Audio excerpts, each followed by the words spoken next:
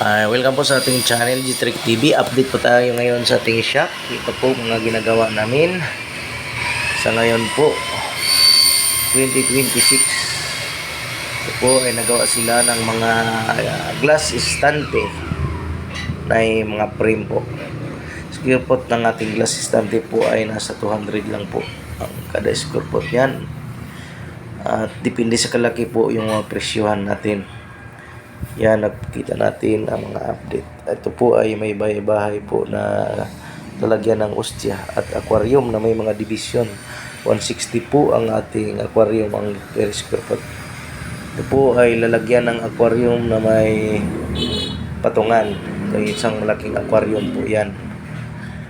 Yan, makita po natin ang update ngayon sa ating shop, mounting shop.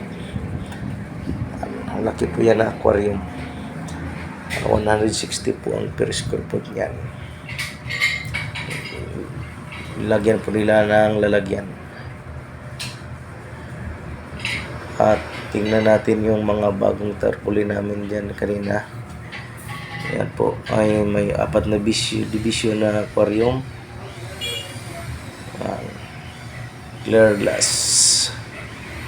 Ito po yung update natin sa ating glass and aluminum installation. Yan. At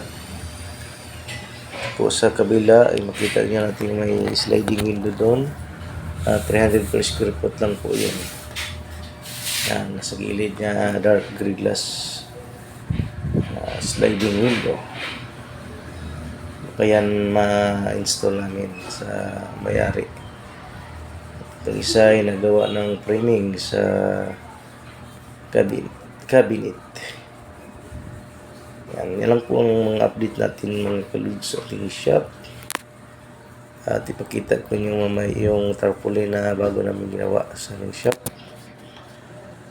At yan po ang ating update ngayon.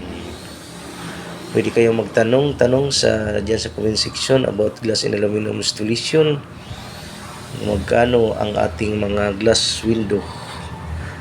Ito po ang bago naming Panaflex signage, the Servant Oriental Glass. Maraming salamat mga kaludes at God bless everyone.